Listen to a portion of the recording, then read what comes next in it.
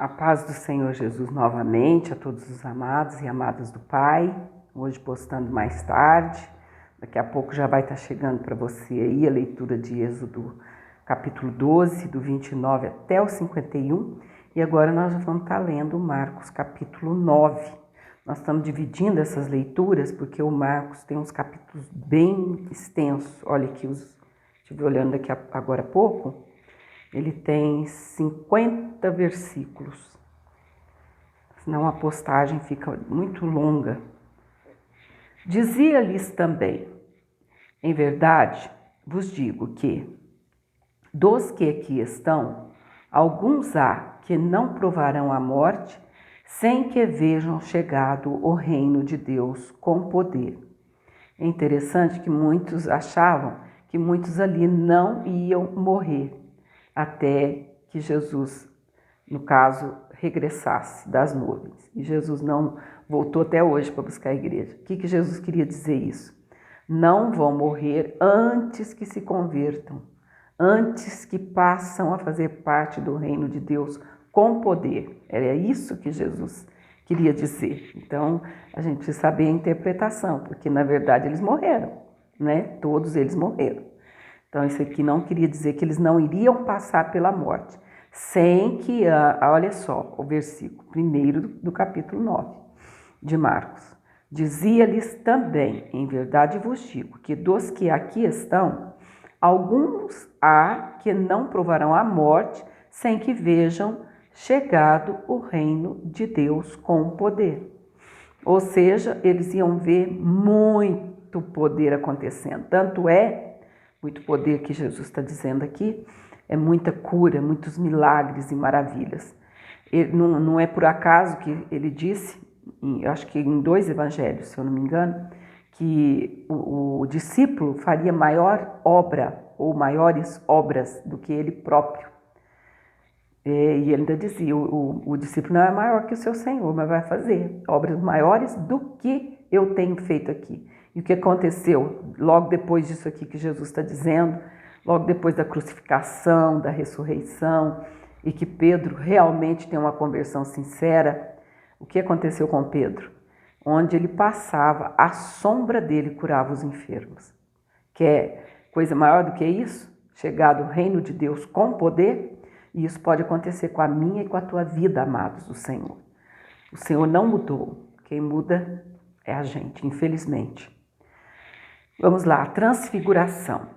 E 6 dias depois, Jesus tomou consigo a Pedro, a Tiago e a João, e os levou a sós, em particular, a um alto monte, e transfigurou-se diante deles.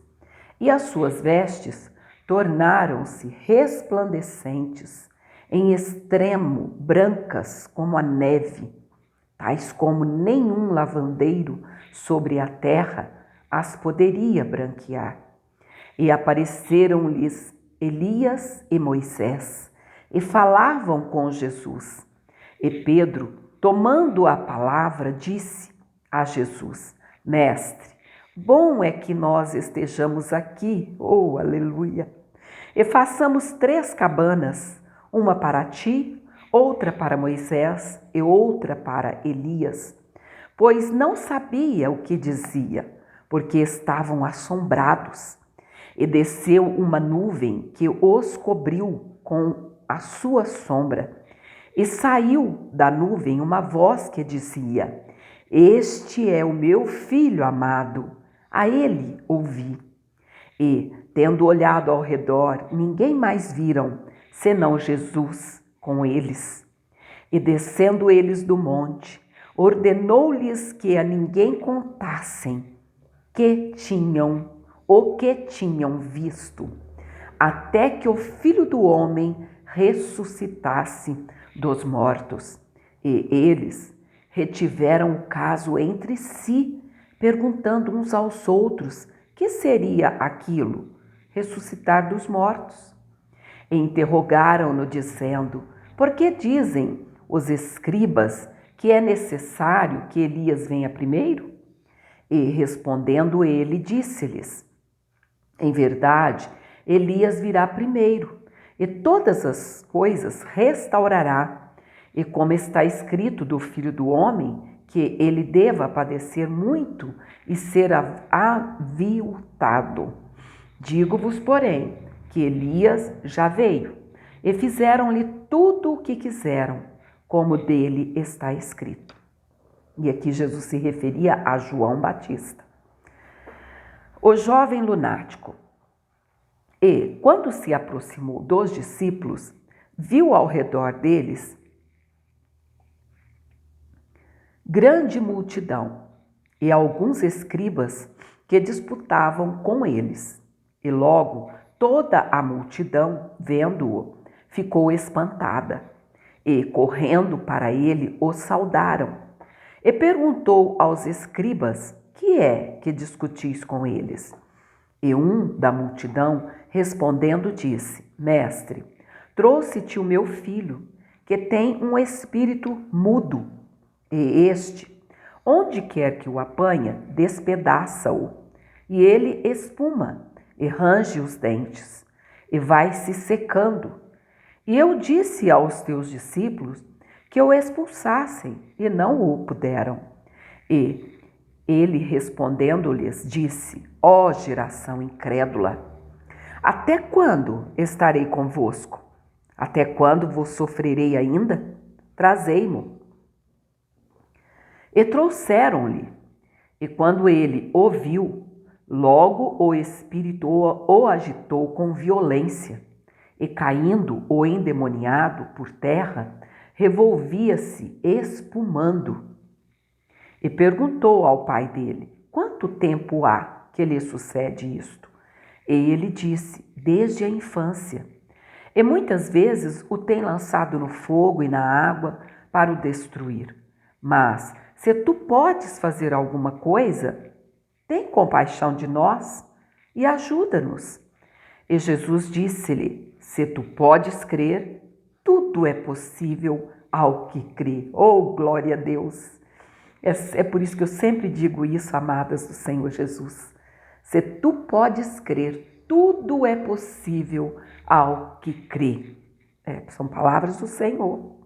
E logo, versículo 23, e Jesus disse-lhe: se tu podes crer, tudo é possível ao que crê. E logo o pai do menino, clamando com lágrimas, disse: eu creio, Senhor, ajuda a minha incredulidade.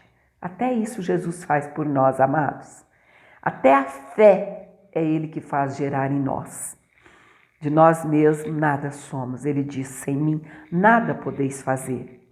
Aí ele continua dizendo: e Jesus, vendo que a multidão concorria, ou seja, o tumulto foi grande, repreendeu o espírito imundo, dizendo-lhe: espírito mudo e surdo, eu te ordeno, sai dele e não entres mais nele. Olha só, a estratégia de Jesus nós precisamos aprender. Sai dele ou sai dela e não entre mais. E ele, clamando e agitando-o com violência, saiu. E ficou o menino como morto, de tal maneira que muitos diziam que estava morto. Mas Jesus, tomando-o pela mão, o ergueu. Oh, glória a Deus! Aleluia! Oh, o Senhor é muito bom. O Senhor é bom o tempo todo o Senhor é bom. E ele se levantou. Amados, é isso que o Senhor tem para nós. Hoje a minha voz é bem difícil, mas a alegria do Espírito Santo não acaba na nossa vida. Ele quer nos erguer, Ele é o nosso guia, o nosso protetor. Hoje eu aprendi, sabe, busquei esse conhecimento, porque quanto mais a gente aprende, mais sabe que nada se sabe. E trazendo do grego e do hebraico para nós, o guia significa tomar pela mão e levar. É isso que significa guia. É tão maravilhoso a gente aprender, não é? Ao passo que o guia que nos leva nos lugares turísticos, quando a gente sai para dar uma volta, ele vai andando, a gente vai atrás dele, não é? Mas o guia lá no original é tomar pela mão, Que maravilha saber que o Senhor nos conduz. Aleluia, glória a Deus. Ele está indo à frente, endireitando caminhos tortuosos, quebrando portas de bronze, despedaçando ferrolhos de ferro e segurando na nossa mão. Ele é o teu pastor, amados. Ele é o Deus que por ti tudo executa. Por que essa tristeza? Olha aqui, Jesus colocou fim nessa luta desse pai. A Bíblia não diz que aquela criança tinha mãe, ou seja, ele provavelmente era um adolescente, porque o Senhor pergunta, porque se tem uma pessoa que gosta de perguntar para nós e de dialogar com a gente, chama-se Espírito Santo de Deus. Quanto tempo ele está assim? Jesus sabia, mas ele disse desde a infância. Isso era para dar um testemunho ali diante daquela multidão que concorria, ou seja, que estava agitada. Jesus chegou e mudou o rumo daquela história. Foi o divisor de águas na vida daquele homem. E Deus tem isso para fazer na minha e na tua vida, amados. Usar a nossa vida para que a gente seja divisor de águas na vida das almas perdidas. Vamos lá. Mas Jesus tomando-o pela mão, que coisa linda, que maravilha. O ergueu e ele se levantou. Jesus quer te levantar nessa hora, amados. Ele tem prazer em te ajudar a levantar. Oh, glória a Deus! Não fique prostrado diante desse problema, dessa adversidade, desse pecado que te atormenta. Confessa ao Senhor. A palavra diz: aquele que confessa e deixa alcança misericórdia, mas aquele que encobre a sua transgressão nunca prosperará. Oh, glória a Deus! E quando entrou em casa, os seus discípulos lhe perguntaram à parte: por que o não podemos nós expulsar? E disse-lhes: esta casta não pode sair com coisa alguma, a não ser com oração e jejum. Não está dando conta, não está conseguindo? Vai para a oração, ora mais, jejue mais, clame mais ao Senhor, que a vitória é sua sim, em nome de Jesus. Oh, glória a Deus, que Jesus maravilhoso, que Jesus lindo é esse, o maior no reino dos céus. E, tendo partido dali, caminharam pela Galileia, e não queria que alguém o soubesse. Olha só, 50 versículos, é tanta história maravilhosa, porque ensinava os seus discípulos e lhes dizia: o Filho do Homem será entregue nas mãos dos homens, e matá-lo-ão, e morto, ele ressuscitará ao terceiro dia. Mas eles não entendiam esta palavra e receavam interrogá-lo. E chegou a Cafarnaum e, chegou a Cafarnaum e, entrando em casa, perguntou-lhes: que estáveis vós discutindo pelo caminho?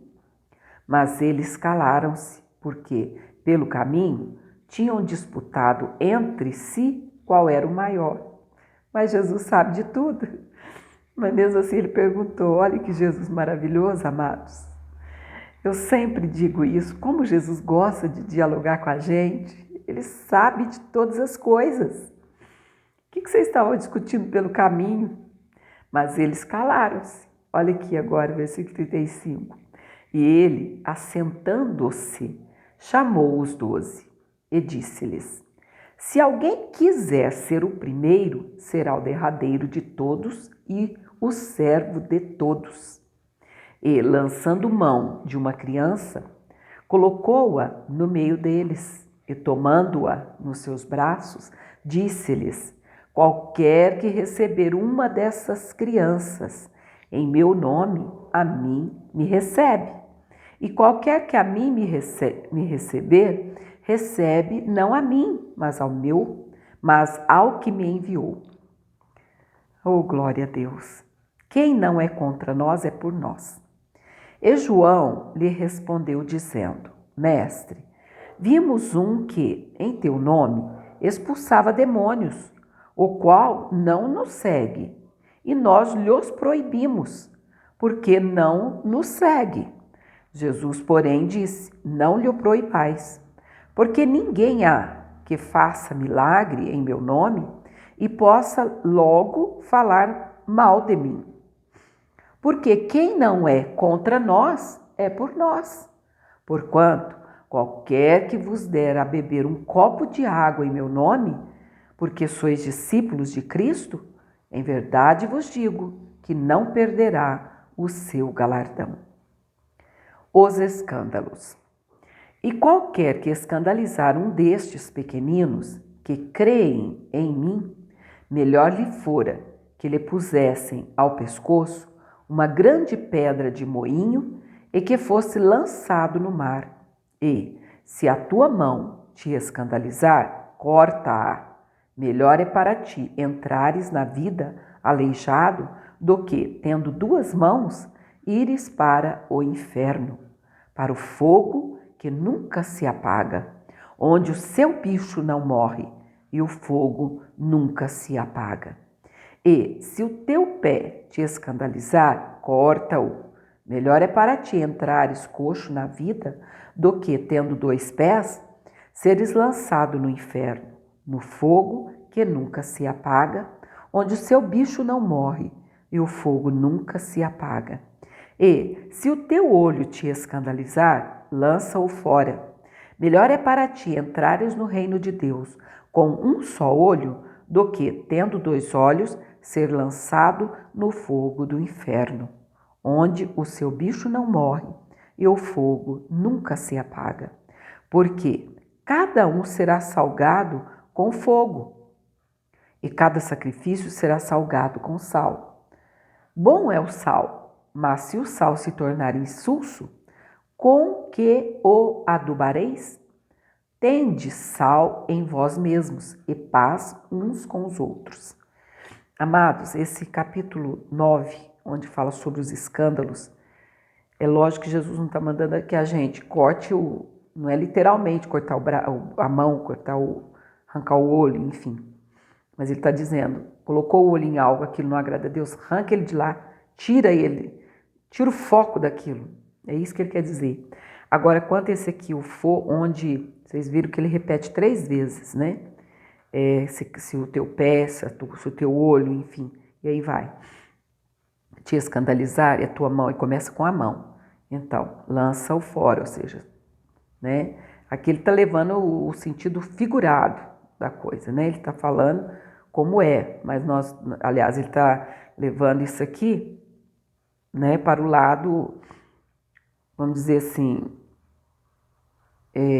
literal. Aquilo vai acontecer, mas não é assim. Isso aqui é para a gente interpretar no figurado, ou seja, vamos tirar a mão daquilo que Deus não quer que coloca, vamos tirar o olho daquilo lá. Mas esse bicho não morre, o fogo nunca se apaga, ele está falando do inferno de verdade, que ele existe.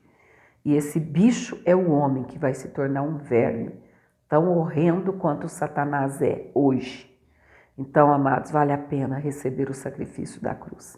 Vale a pena, porque o inferno existe e é real, tanto quanto o céu existe e é real.